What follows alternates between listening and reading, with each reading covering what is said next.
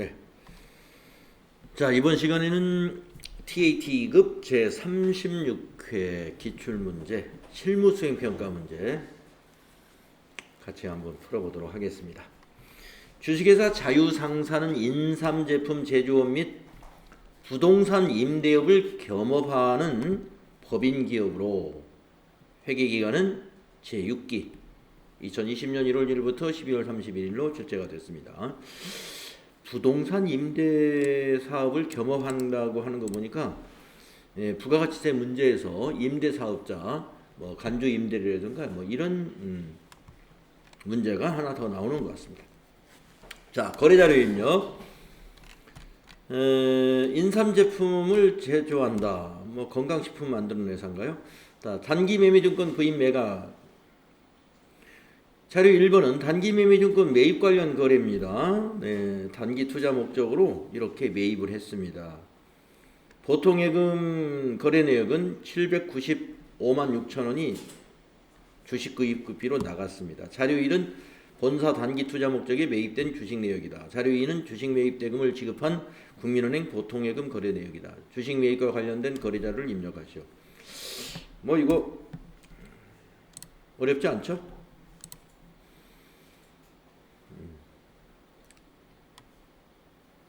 그래서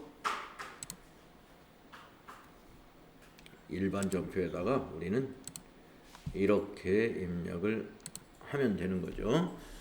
자, 날짜가 1월 9일이네요. 1월 9일 날 차변의 단기 매매증권 107번. 자, 단기 매매증권은 수수료는 제외하고, 수수료 제외하고 계산을 해야 되죠. 그래서 수수료 제외를 하면은 취득단가가 7,800원입니다. 곱하기 1,000 하면은 780만 원이죠. 그래서 780만 원. 또 차변에 수수료 비용인데 이거는 900번대를 써야 된다는 거. 그렇죠? 800번대 쓰면 안 되죠. 945번 코드를 정확히 써야 됩니다. 945번 코드를 썼어야 돼요. 이것이 얼마냐면은 15만 6천 원. 그리고 이제 대변의 보통 예금이 빠져나가죠. 국민은행 거. 응? 국민은행 보통. 15만 6천 원. 만원 틀렸네요. 15만 6천 원. 그리고 국민은행 보통 코드 꼭 입력해야 되고요. 7956 이 금액이 인출된 금액이었죠. 여기 보시면 7956만큼 인출된 금액이다. 그래서 여기서 좀 주의할 것은 이 수수료를 말이죠. 수수료 비용으로 처리하는데 코드를 900번 써야 된다는 거. 요거 잊어서는 안 되겠습니다. 그 다음에 두 번째는 계약금 지급 문제가 나왔네요. 국민은행 거래 내역에 3,500만 원의 계약금을 지급했어요. 자, 자료 설명 한번 보니까 경기건설과 2021년 4월 30일에 완공 예정인 공장 창고 건설 계약. 지금 짓고 있는 거네요. 그러면 4월 30일 날 완공 예정인 건데 건설회사 그 건설업체에다가 지금 계약금을 계약을 체결하고 계약금을 입금시켰어요. 그러면 이거는 개정 과목이 뭐냐면 건설 중인 자산이 돼야 돼요. 건설 중인 자산. 건물이 아니라. 선급금이라고 하면 안 되나요? 우리가 지급한 거죠. 선급금을 지급했다. 그건 계약금인데 이건 선급금으로 처리하는 건 안 돼. 계약금을 지급해서 나중에 선급금 처리했다가 그럼 완공하면 건물로 한다. 건물로? 예. 우리가 이 건설과 관련된 비용은요. 건설 중인 자산이라는 임시 개정을 사용하도록 기업회계에서 정하고 있습니다. 예. 그렇기 때문에 이거는 선급금하고 성격이 좀 다릅니다. 예. 그래서 계약금이지만 이거는 건설회사하고 공장 창고 건설 계약을 맺고 지급한 거기 때문에 건설 중인 자산으로 처리하는 게 올바른 처리다. 네, 이건 선급금으로 하시면 안 돼요. 네. 그래서 2월 15일 날 여러분이 이렇게 입력을 하셔라. 차변에 건설 중인 자산이라는 214번 자산 처리하시고 계약금을 3,500만 원이었으니까요. 저 코드 안 넣어도 되나요? 네, 안 넣어도 됩니다. 이거 왜냐면 이거는 채권이 아니라 건설 중인 자산은 나중에 우리 회사 자산이에요. 이건 이미. 그래서 완공이 되면 저건 건물로 그냥 대체시키면 되는 거기 때문에 거래처 관리를 할 필요는 없어요. 네, 대변은 보통 예금이고 이제 통장에서 나갔으니까 국민은행이 계좌니까 국민은행 보통 3,500만 원 이렇게 하시면 되겠습니다. 다음에 세 번째 문제는 전자어음 만기 결제라고 되어 있습니다. 네, 1,000만 원짜리 어음이 만기가 됐군요. 주식회사 한공산업에 발행한 지급어음이네요. 우리가 발행했어요. 우리가 지금 자유상사죠. 만기일이 국민은행 당좌예금 계좌에서 결제가 되었다. 네, 여기 지금 만기일이 오늘 3월 6일인 모양입니다. 주식회사 자유상사는 우리 회사죠. 국민은행과 당좌 차월을 맺고 있으며 당좌 차월 한도액은 300만 원이다. 회사는 당좌예금 잔액이 음수인 경우, 즉 당좌 차월인 경우 단기 차입금으로 회계 처리를 하고 있다. 예, 단기 차입금. 자, 당좌예금은 국민은행 당좌예금 계좌 하나만 사용하고 있다. 뭐 복잡하네요. 이게. 자, 1번 만기 결제일에 당좌예금 잔액을 조회하여 거래 자료를 입력하시오. 자금 관련 정보를 입력하여 지급어음 현황에 반영하시오. 네, 이제 이해가 됐는데요.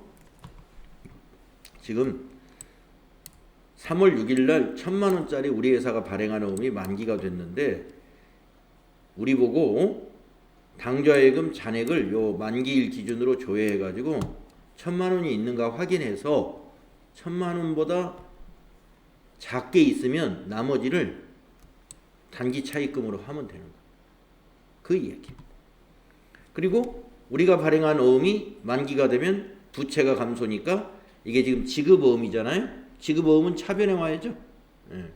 그래서 지급어음 차변에 오고 나중에 지급어음 자금 관리해주면 됩니다. 대변이 뭐예요? 당좌예금. 모자라면 단기 차입금.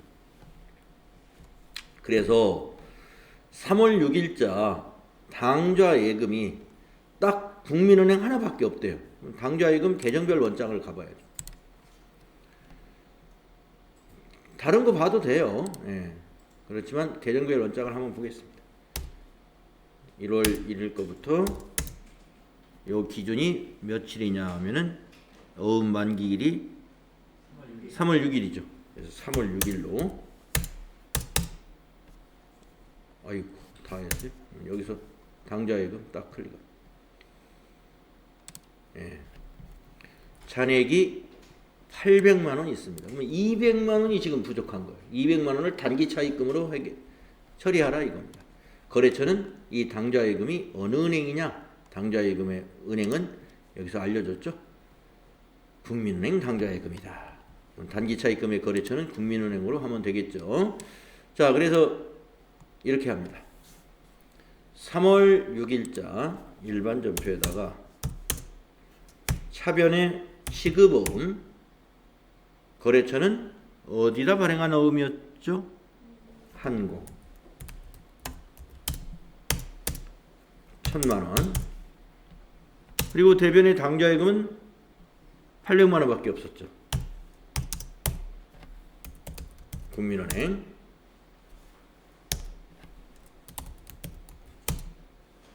당좌 800만 원 감소하고 모자라는 것은 대변의 단기 차입금. 260번 거래처는 98002. 그렇지. 9802. 당좌의 마이너스니까. 국민은행 차입 계좌가 있던데. 아, 있어요? 예.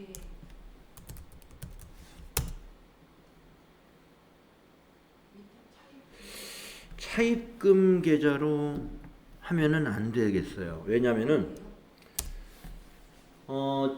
지금 요 당좌에 300만 원까지 뭐가 설정이 돼 있냐면 당좌 차월 계약이 돼 있어요. 그러니까 당좌 예금의 마이너스로 기록되는 거거든요. 그러니까 이거는 이 차입은 지금 차입금 계좌는 별거입니다. 별도의 목적으로 지금 만들어 놓은 거고 여기서는 똑같아야 돼요. 왜냐하면 300만 원까지 당좌 차월을 만들어 놨기 때문에 자동으로 그 통장에서 마이너스가 기록이 되면서 대출이 일어난 거죠. 200만 원.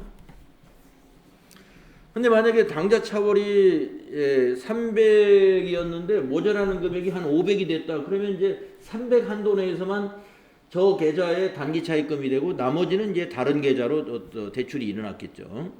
근데 여기는 지금 한도 아니니까 당좌 차월 한도 안에서는 당좌 차월 그 계정에서 그 통장에서 마이너스가 일어나야 돼요. 그래서 단기 차입금으로 기록한다 했으니까 이렇게 하시면 돼요. 잘못하면 그 차입금 계좌로 할 수도 있겠네요. 그래서 이 문제가 지금 이런 것들을 당좌 차월의 한도가 300만 원이다. 이렇게 굳이 이렇게 알려주면서 한 것은 그 계정을 쓰라는 거예요. 그 은행 코드를 써야 된다. 자금 관련 정보를 반영할 때는 지급어음 클릭하고 나서 F3 눌러서 여기 어음번호 더블 클릭해가지고 1000만 원짜리 선택한 다음에 만기는 이걸로 엔터 치면 끝나게 됩니다. 그래서 시험 보실 때는 항상 이 평가 문제 1번, 2번 이거를 놓치지 말고 하나씩 동그라미 쳐가면서 체계를 하셔야 되겠다. 다음에 네 번째, 기타 일반 거래. 국세 환급금 통지서가 있네요. 네, 18만 5천 원을 환급받았군요. 국민은행 계좌로. 자, 상기 자료는 2019년 부가가치세 2기 확정신고 과온합에 대한 국세 환급금 통지서이다. 부가가치세 경정 청구를 하였으며 과온합은 미수금 계정으로 반영했다. 지금 미수금이라고 자산으로 잡혀 있다는 거예요.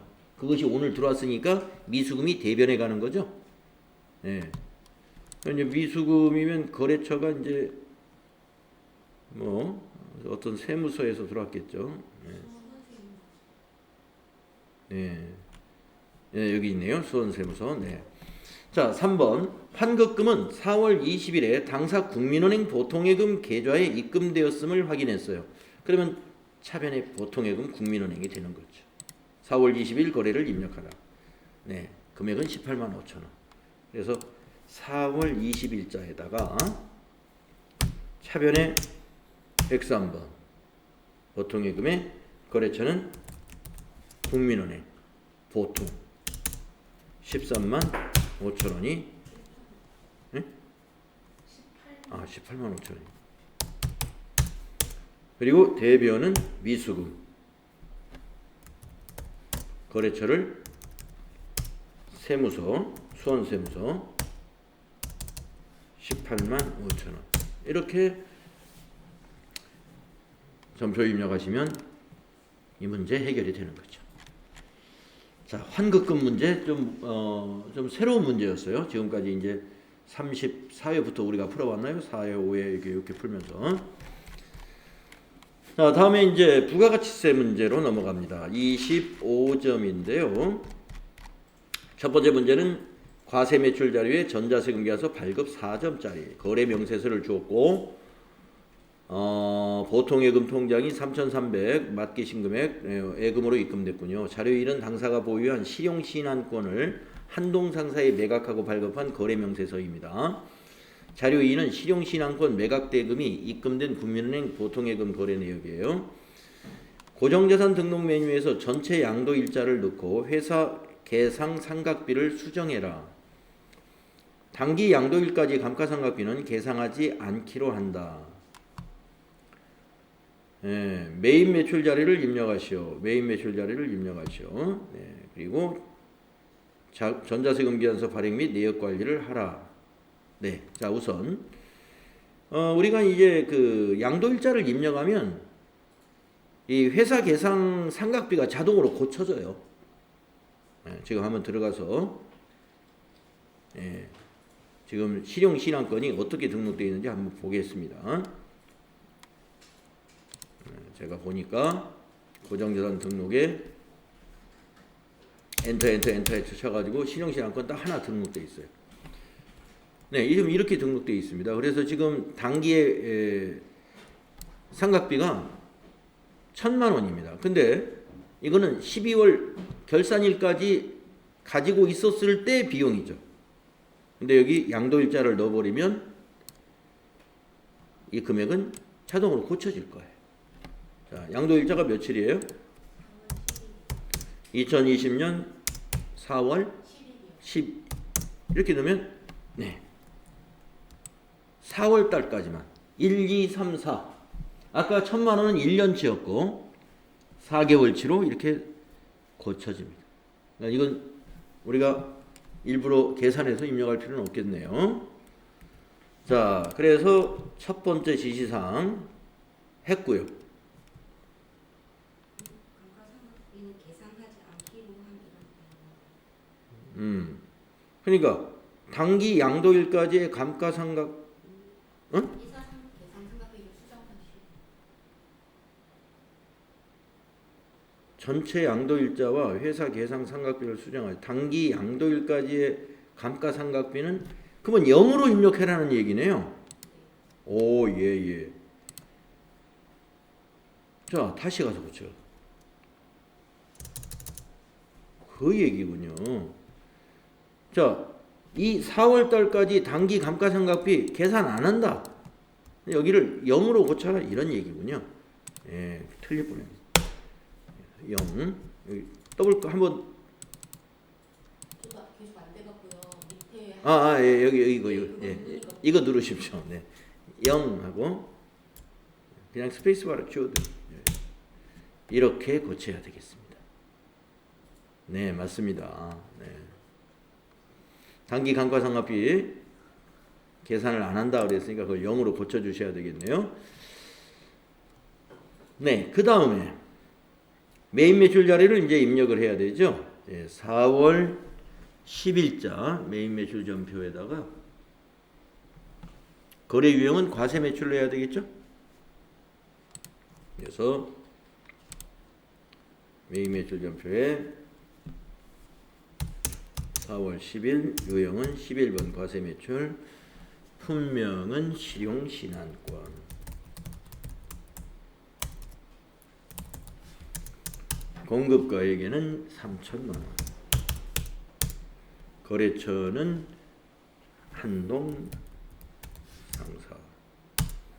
전자세금은 이제 우리가 발행해야 되니까 비워두시고, 분계는 혼합분계로 해가지고 세 번째 줄에 보통예금으로 입금됐죠. 보통예금으로 들어온 것은 3,300만 원. 탭키 눌러서 국민은행으로 거래처 코드 바꿔주고 가야 돼요. 국민은행 보통으로요. 그리고 나서 이제 전체 메뉴에 가가지고 선생님 여기가 인사파는 회사면은 실용신한건이 제품이 아니잖아요. 아이고 그렇지. 이거 참 봐라. 네, 이거 대변이 실용신한권에 이거 고쳐야 될 게 많네. 자, 우리 지금 그 실용 아까 그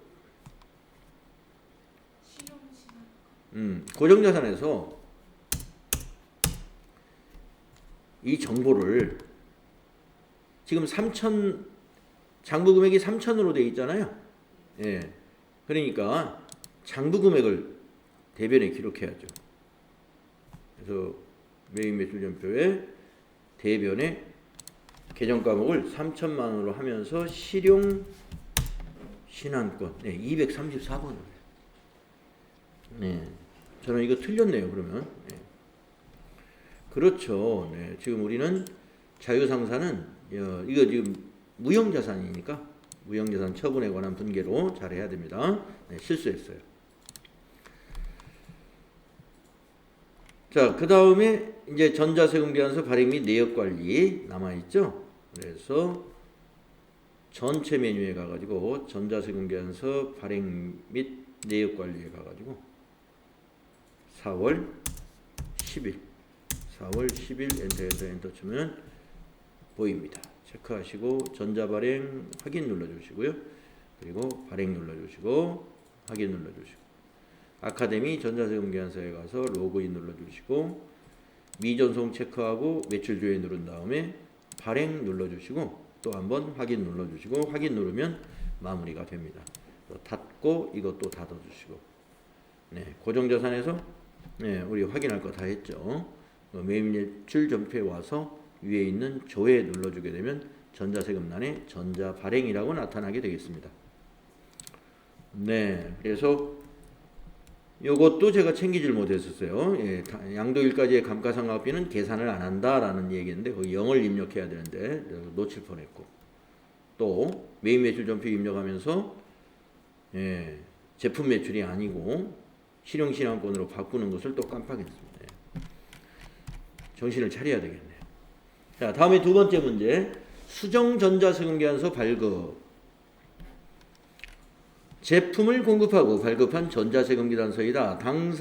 담당자 착오로 작성일자를 4월 30일이 4월 27일로 잘못되어 있대요. 예, 그래서 이건 기재사항 착오라는 거네요. 수정사유를 선택하여 수정전자세금계산서를 발급 전송하시오. 예, 그래서 전자세금계산서는 전자세금서 발행 및 내역관리를 메뉴에서 발급 전송한다. 예, 그리고 결제 내역과 전송일자는 무시한다. 그러면 여러분 4월 27일 걸 일단 불러내야죠. 매입매출 전표에서 4월 27일 걸 보면은 예, 여기 작성일자가 30일인데 27일로 잘못됐다 이거. 자, 체크하시고 수정세금계산서. 그래서 수정사유는 기재사항 착오.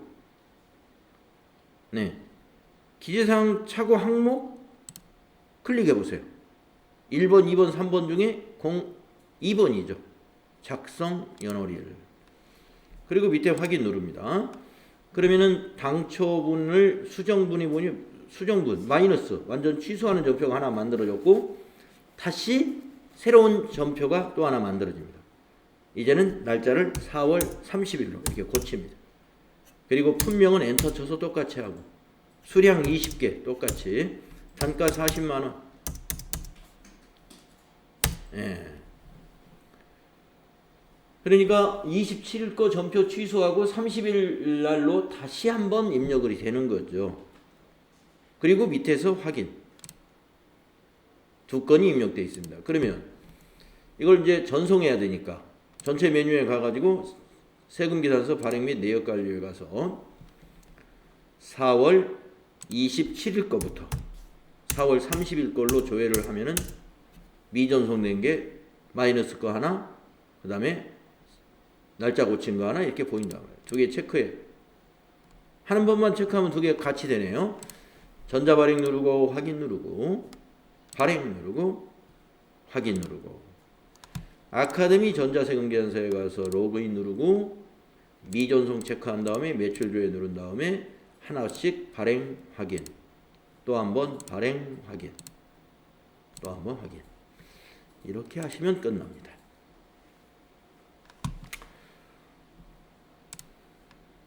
네, 그래서 여기서 조회 한번 눌러보면 여기 전자발행 되어 있고 30일자에 가봐도 전자발행으로 이게 바뀌어져 있습니다. 자, 이렇게 해서 요거 수정전자세금계산서 기재사항 착오에 따른 거 우리 그러니까 이 수정전자세금계산서 매 회차마다 나오고 있습니다. 한 번도 안 나온 적이 없는데 이것이 서로 이렇게 어떻게 돼요? 기재사항 착오로 한번 나왔다가 공급가격 변동으로 나오기도 하고 또 뭐 계약의 취소가 나오기도 하고 이게 번갈아 가면서 수정사유가 계속 번갈아 가면서 바뀌면서 출제가 되더라는 거예요. 네, 그다음에 세 번째 수출 실적 명세서 작성자의 부가가치세 신고서 작성. 네, 이 수출 신고 필증이 굉장히 복잡하니까 여기서 중요한 것만 이런 뭐 결제 금액이라든가 이런 것 중심으로 잘 보셔야 할 줄 알아요. 자, 자료 2는 기준 환율을 3개를 주었어요. 5월 10일은 무슨 날인가 모르겠고 5월 15일 것도 5월 20일 것 이렇게 3개를 주었는데 설명을 읽어보겠습니다. 자료 1은 미국의 MAC 맥 회사군요. 제품을 선적지 인도 조건으로 직수출하고 신고한 수출 신고 필증이다. 수출 계약일은 5월 10일이고 수출 대금은 5월 15일에 국민 외화예금 계좌로 입금되었다. 돈은 5월 15일에 받았어요. 수출 물품은 5월 20일에 선적하였다. 어허. 돈을 선불로 받았군요. 자, 1번 자료 2와 5월 15일 거래 자료를 참고하여 선적일의 거래 자료를 입력하시오. 네. 선적일의 거래 자료를 5월 15일 거래 자료를 참고해서 입력해라. 이런 얘기입니다. 네. 자, 5월 15일에 환율이 이렇게 됐고요.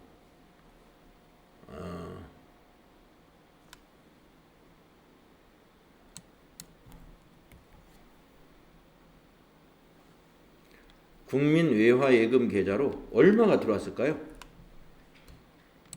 12,000불이 들어왔다는 거죠. 12,000불. 그러면 외화예금으로 지금 입금이 되어서 아직 외화 상태로 있는 거네요. 그렇죠? 그렇게 보여집니까? 지금 우리가 선적일이 5월 20일인데 국민 외화예금이라는 건 외화 저축을 말하는 거거든요. 그 계좌로 지금 여기 12,000불이 들어왔다는 거죠. 맞습니까? 예. 그러면 지금 외화로 들어있는 거예요. 환전이 안 됐어요. 그러면은 환율은 이걸 적용해야 돼요. 선적일 환율. 한화로 이미 환전되었다면은 환전한 금액을 적용하는데 여기서 5월 15일 날 외화예금 계좌로 입금이 됐기 때문에 이것은 우리는 과세표준, 즉 공급가액은 선적일 기준으로 우리가 공급가액을 과세표준을 신고하는 거거든요. 환전이 아직 안 된 상태니까. 자, 그래서 이거는 거래 자료를 공급가액을 환산할 때 어떻게 하느냐? 12,000달러 곱하기 1,120원 해가지고 1,344만 원으로 입력을 해야 돼요. 1,344만 원으로. 여러분 그렇게 입력하셨나요?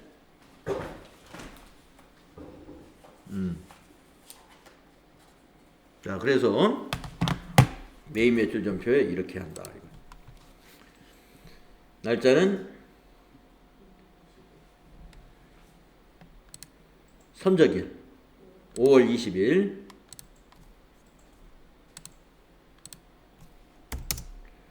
유형은 16번 수출을 쓰는 거예요.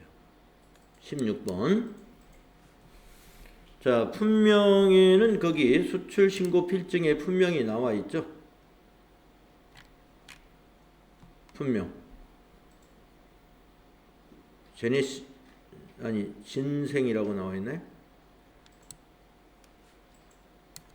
네. 요거 그대로 쓰면 됩니다. 네. 인삼이라고 하셔도 되고 진생이라고 해도. 그리고 공급가액을 아까 계산한 1,344만 원. 자칫하면 여러분이 환율 적용을 다른 날짜, 그 대금을 받은 날짜로 잘못 계산할 수가 있는데 선적일 기준의 환율을 써야 됩니다. 자, 거래처는 MA.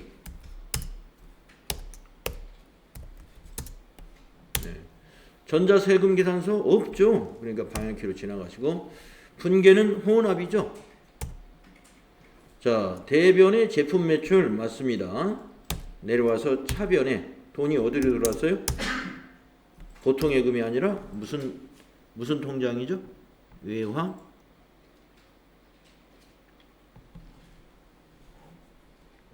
예금 계산.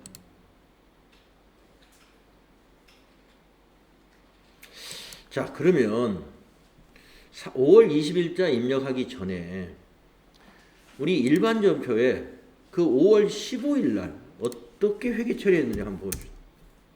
5월 15일 날. 5월 15일 날 회계 처리를 가서 보니까 1,344만 원. 선수금 처리했네요. 선수금. 부채 처리했죠. 그러니까 이제 오늘 선적했으니까 5월 20일 날은 선적이 된 상태죠. 그래서 우리는 이것을 보통 예금이 아니라 보통 예금에 들어온 거는 5일 전에 들어온 거예요.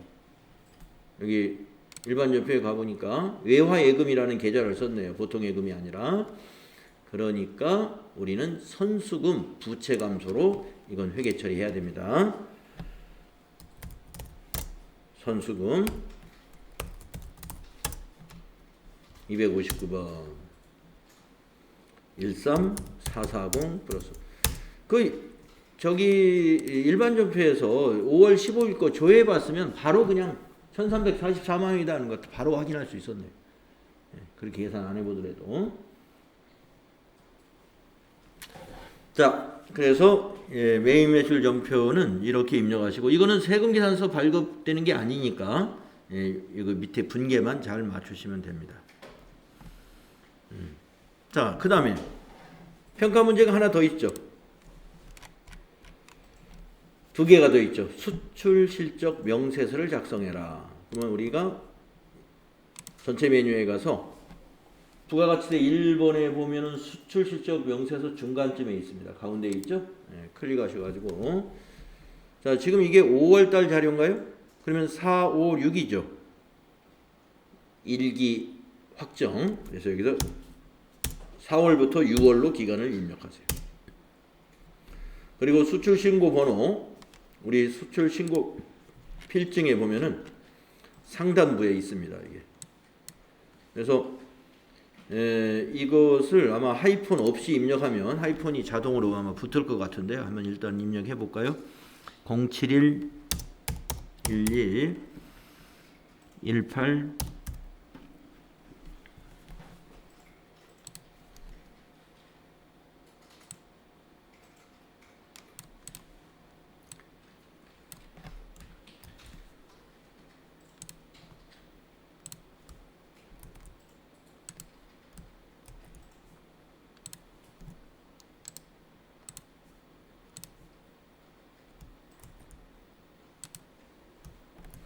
복사가 안 되네.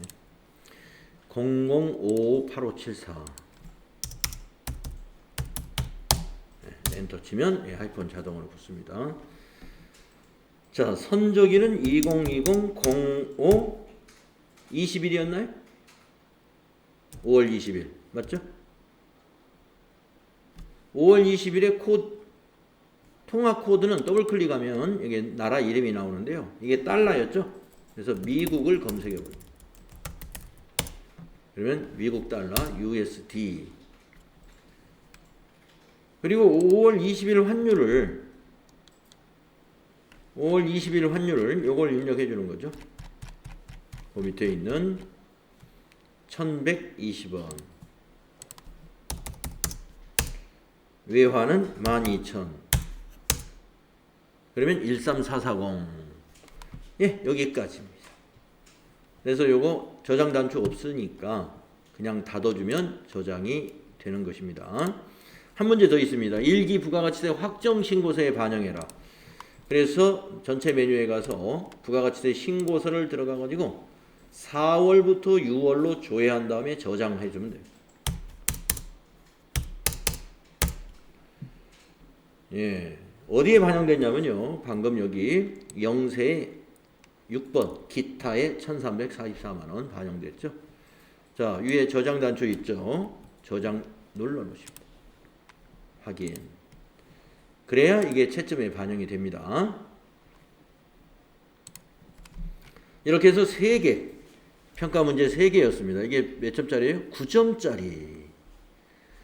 다음에 4번 부동산 임대사업자의 부가가치세 신고서 작성 8점짜리. 자, 사무실 월세 계약서를 주었습니다. 자, 보증금이 5천만 원이고요. 월세는 월 250입니다. 네, 특별한 사항이 있는지 한번 대략 훑어보시고. 네, 1년간 했네요.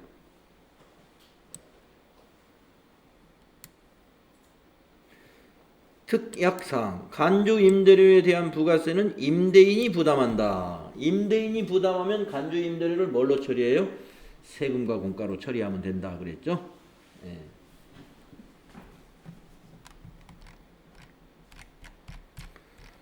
그리고 6월 임대료 세금 계산서가 하나 있고. 자, 이제 자료 설명을 보겠습니다. 자료 1은 최강 벤처와 체결한 부동산 임대계약서이다. 자료 2는 6월분 임대료를 임대보증금과 상계하기로 상호 합의하고 발급한 전자세금 계산서이다. 매입 매출 전표 입력 시 반영할 것. 이 회사는 어떻게 첫 달부터 돈을 안 주고 보증금에서 까기로 했어요. 분기할 때 이걸 반영해야 되겠네요. 자, 6월 임대료를 매입 매출 전표에 입력하시오. 전자세금 계산서는 전자입력으로 처리할 것. 자, 매입 매출 전표 입력 문제 1번부터 먼저 하겠습니다. 6월 임대료 건은 요 세금 계산서 건이에요. 자, 6월 30일 매입 매출 전표를 꺼내서 6월 30일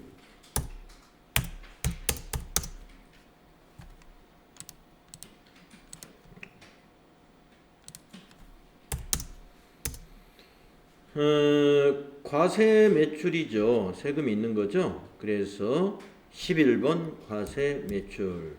유형에는 6월 임대료. 공급가액에는 250만 원.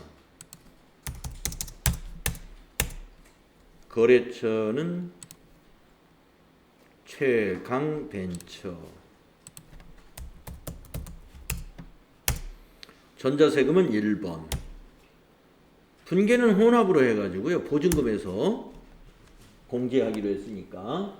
자, 제품 매출이 아니라 아까 우리가 이 회사를 읽을 때 자유상사는 임대사업을 겸용하고 있죠. 그러면 이건 영업의 수익이 아니라 400번대 임대료 수익이라는 게 있을 거예요. 한번 임대로 검색해 볼게요. 네, 411번 써야 돼요. 904번 쓰면 틀립니다. 그래서 아까 우리가 문제를 시작할 때 임대사업을 겸하고 있다. 요걸 우리가 잘 기억해야 돼요. 임대사업자가 아닌 경우에 그냥 임대료를 받으면 이건 영업의 수익으로 처리하지만 이 사람은 이 회사는 임대사업을 겸하고 있어요. 제조업하고. 그렇기 때문에 411번 써야 된다는 걸 또 주의해야 될 것 같습니다. 자, 대변은 됐는데 차변은 돈을 받았나요? 못 받고 부채에서 까기로 했다 이거예요. 그것이 임대보증금 294번. 여기서 275만 원을 차감하기로 했다. 네, 이렇게 하시면 되겠습니다. 그래서 분계가 임대보증금의 차변에 기록하시면 돼요. 자, 그러면 이제 평가 문제 하나 했죠. 두 번째 거. 제1기 부가가치세 확정 신고에 대한 부동산 임대 공급가액 명세서를 작성하시오. 1기 확정이면 4월부터 6월이죠. 간주 임대료 적용 이자율은 1.8%이며 간주 임대료 계산 시 보증금은 5천만 원을 적용할 것. 네, 깠지만 275만 원 깠지만 그냥 여기 계산할 때는 5천만 원으로 해라. 자, 입력하겠습니다. 전체 메뉴에 가서 부동산 임대 공급가액 명세서를 작성해라. 클릭하시고 기간은 4월부터 6월로 일기 확정. 자, 우선 이자율부터 고쳐볼까요? 여기 지금 입력된 게 2.1로 입력되어 있죠. 근데 문제에서는 1.8%다. 그러면 여기 이자율 클릭하셔가지고 1.8 하고 적용은 여기가 1.8로 바뀝니다. 그리고 이제 여기 상호는 뭐예요? 거래처죠? 주식회사 최강벤처.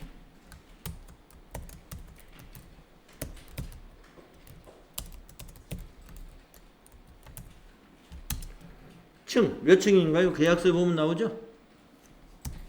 2층. 호수는 201호.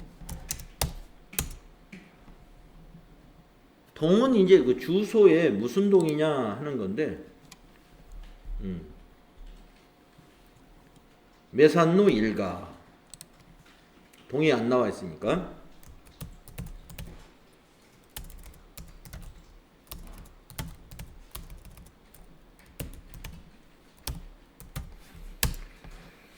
자, 등록상 이 최강벤처의 사업자 등록번호를 여기다 입력해 주는 거죠. 우리 계약서 하단에 있었습니다. 최강벤처의 등록번호는 12081-3259.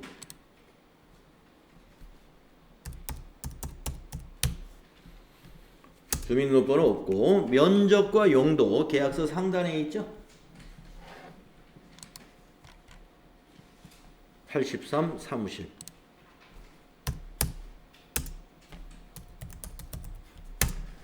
자, 임대기간은 2020 6월 1일부터 2월 1일부터 1월 31일까지죠. 네. 0201부터 2021 0131. 보증금 5천만 원으로 하라고 그랬죠. 월세는 250만 원. 관리비 없었죠. 네, 그러면 지금 우리가 2월부터 6월까지 5천만 원에 대한 이자가 이렇게 된다는 거예요. 22만 3,770원. 5천만 원에 2, 3, 4, 5, 6 5달치 이자입니다. 그래서 이거를 뭐예요? 간주 임대료 수익으로 봐가지고 여기에 대해서 부가가치세를 과세한다 이거예요. 자, 이건 닫지 마시고, 예. 일단 이거는 작성이 된 겁니다. 그 다음 문제가 또 뭐냐? 간주 임대료에 대한 부가가치세액을 매입매출 전표 6월 30일자로 입력하시오. 그래서 매입매출 전표에다가 입력을 해야 돼요. 6월 30일자에 또 하나 입력합니다. 이거는 자료가 없는 거기 때문에 이 자료 없는 것을 뭐라고 하냐면 건별이라고 한다. 14번 건별로 해야 돼. 아무런 증빙이 없는 거예요. 간주 임대료는. 자, 풀명에다가는 간주 임대료라고 써야죠. 수량 단가 없고요. 공급가액에다가는 공급 대가를 입력해야 됩니다. 그러면 공급 대가란 뭐냐? 여기에다가 1.1을 곱합니다. 223 770이죠. 곱하기 1.1로 계산기로 계산하면 246147이 나와요. 그 246147을 공급가에다 넣어주세요. 246147. 그러면 여기 공급가액이 아까 거기 부동산 임대 공급가액 명세서에서 간주 임대료로 산출된 223770이 공급가액에 들어가죠. 예. 그래서 여기다가 우리 카과처럼 부가세 포함한 금액을 여기다 입력해 줘야 된다. 자, 간주 임대료 이거 증빙이 없는 거니까 거래처도 없어요. 전자세금 있을 리가 없죠.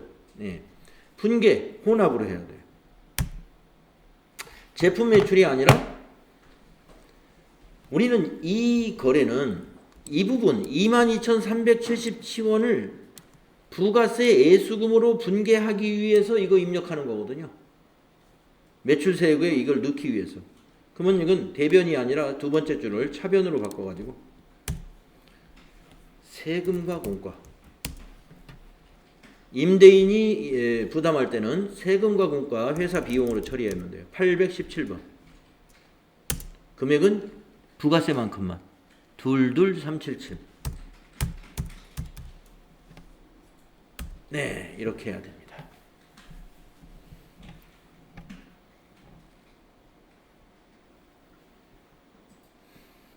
요 아래 마무리하는 게 좀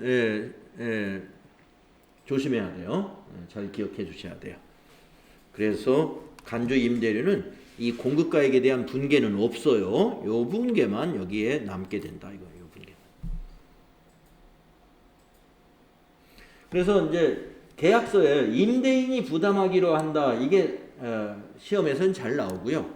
간혹 임차인이 부담하기로 한다라고 했다면 뭘 줘야 돼요? 임차인한테 돈을 받았는가? 그걸 알려주겠죠, 시험에서. 네. 보통예금으로 받았다. 그러면 여기 차변이 보통예금. 저 돈을 받아야 돼. 돈을 받았으니까. 애수금을 받았으니까. 현금으로 받았다. 그러면 차변에 현금. 이렇게 하면 되고, 임차인이 부담한 게 아니라 임대 사업자가 부담하기로 하는 것은 회사 비용 처리해야죠. 그것이 세금과 공과였다. 자, 이렇게 해서 또 있나요? 예, 한 문제 더 있습니다. 4번 부동산 임대 공급가액 명세서의 내용을 제1기 부가가치세 확정신고서에 반영해라. 이제 여기까지 하면 이제 이 문제가 끝이죠. 그래서 부동산 임대 공급가액 요거 이제 닫아서 저장해 두시고 부가가치세 신고서에 가가지고 1기 확정이면 4월부터 6월이죠. 이렇게 조회해가지고 불러오면 안 되죠. 새로 작성해야 돼요. 아니요 한 다음에 새로 작성을 하면 이것이 어디에 반영됐냐면은 여기 기타에 반영돼요. 과세의 기타. 여기에 22,377원. 네, 바로 저장하시면 돼요. 저장 확인. 과거에 이 전에 저장했던 거 불러내면 저거 반영이 안 됩니다. 4번에. 그래서 새로 작성을 할 때는 아니오로 해야만이 다시 작성이 되면서 불러지는 거예요. 네, 그거 알아두시면 되겠습니다. 여기까지가 이제 부가가치세 문제죠. 그러면 좀 쉬었다가 결산 문제부터 다음 시간에 풀겠습니다.